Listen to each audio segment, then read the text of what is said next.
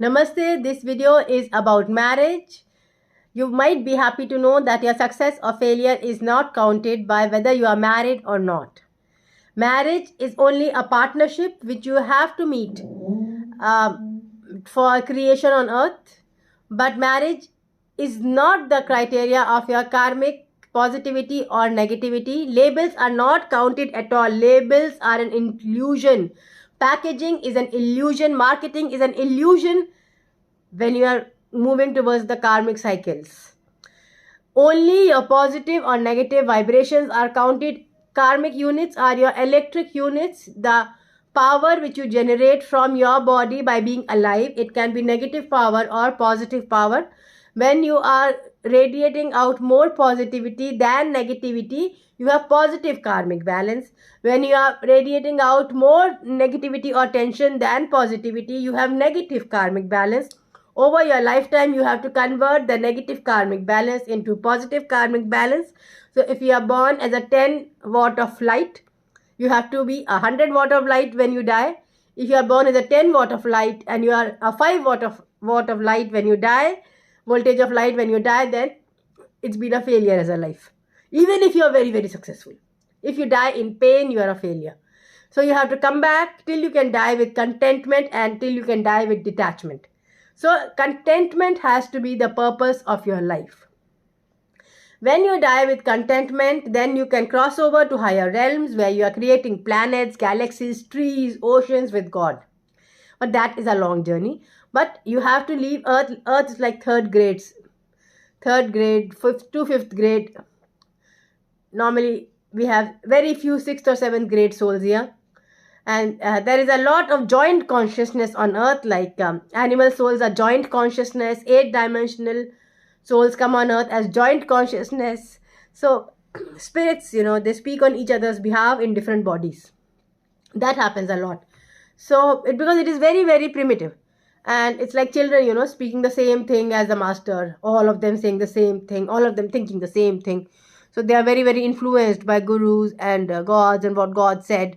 But when you are on a higher realms, you have to give suggestions to God. You have to be one with God. You have to, plan things with God. And for that, you require a lot of patience, a lot of inner strength, a lot of understanding of spirits and the spirit world. If you say, spirits are all bakwas and all this doesn't exist, then you are a primitive soul. You are not moving into psychoanalysis. You are not integrating psychology and spirituality.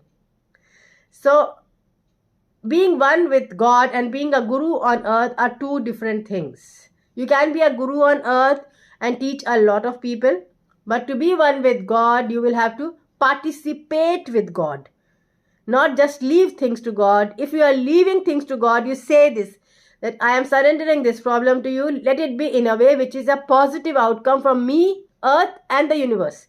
You don't surrender problems to God and let negativity spread everywhere. You have to say, you have to affirm that a positive solution is required. It is very, very advanced. It is very deep psychoanalysis, and it is so advanced that a lot of people can say it's all bakwas, because they just cannot fathom that level of subconscious analysis. So normally when people come to me, I ensure that they come with faith. Very rarely that I miscalculate faith. And it's usually a money problem. If a session is failing, either they have too much money and they don't believe, or they have too less money and they do not want to believe because they can't invest anymore. And otherwise, if the money and the therapy is balanced, then the therapy is always successful. So I've been advised to charge differential rates now so that therapy is successful for most people. And we need a basic minimum level of intelligence for therapy to be successful. It cannot be successful for everyone because this is subconscious analysis and you are analyzing. I am helping you analyze, but you are analyzing. And you need a minimum level of self-trust, self-love, and intelligence to be successful in a past life therapy session.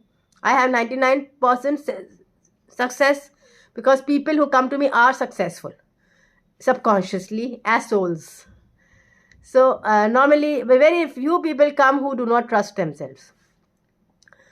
Sometimes I am I hope that that problem will be overcome in the long run, and more people will be able to trust themselves when they are coming for past life therapy, and they do not expect magic. Magic happens, but you cannot expect it to happen.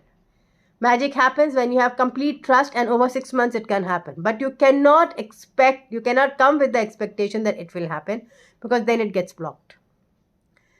So, it is a lot of science of moving between positive, negative, and neutral vibrations, and it's a fascinating science if you go deep into it.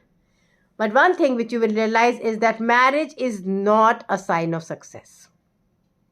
If you are married, very good. If you are staying married, it's very good that you have the patience and tolerance. But if you are staying married, ensure that you do not become negative in the equation, that you remain positive, and that your values remain positive. If you have to discard some values, be sure that you are discarding it for a positive cause. When you are sure that your cause is positive, because of which your values are being discarded or left, and it is karmic, then you can discard your values and stay with your partner. If your values are being discarded blindly simply to make peace with the partner, then that may be wrong, and that may not help in your salvation. So it's always your intention and your inner thinking process which creates salvation, not the label of marriage. So spending so much on marriages and forcing yourself to stay married is complete disillusionment. It is a sign of Maya, disillusionment. You have to spend on your positivity, your organic food, your crystals, your spirituality. Then you will get positivity in life. Positivity costs a lot of money. It does not come just by thinking I'm positive while being very negative. It costs as much money as spending on alcohol, cars, mobiles. Positivity is more important than alcohol, cars, or mobiles, or weddings. So positivity costs energy.